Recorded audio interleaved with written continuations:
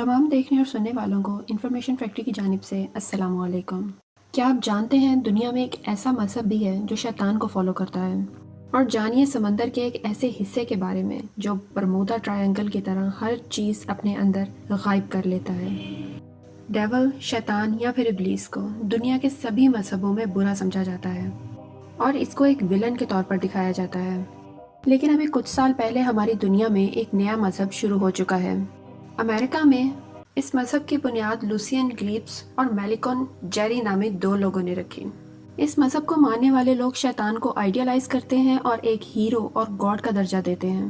इन लोगों का कहना है कि शैतान दुनिया की पहली ऐसी मखलूक थी जिसने अपनी हक तलफी और मनमानी के खिलाफ बगावत शुरू की।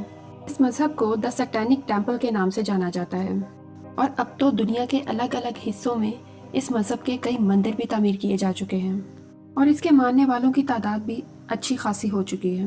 नाज़रीन, बरमूदा ट्रायंगल के बारे में तो आप सब जानते ही हैं। ये समंदर का एक ख़तरनाक और बहुत बड़ा हिस्सा है, इतना बड़ा कि इसके अंदर आने वाले जजीरों की तादाद 300 तक है।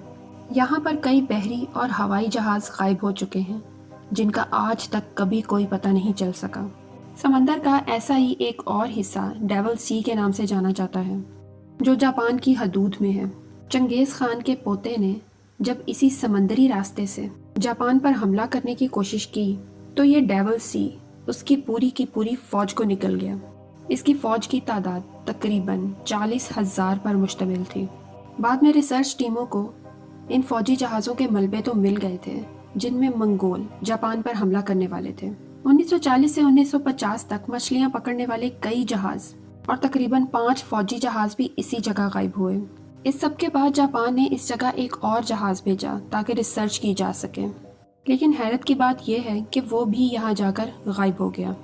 काफ़ी अरसे बाद इस जहाज का मलबा तो मिल गया, लेकिन वो रिसर्च टीम कहाँ गई किसी को कुछ पता नहीं। बाज़ लोगों का कहना है कि जापान में ज़लज़ले तो बहुत आते हैं और ये ज़लज़ले इस जगह की पूरी सरारियत की वजह हो सकते हैं।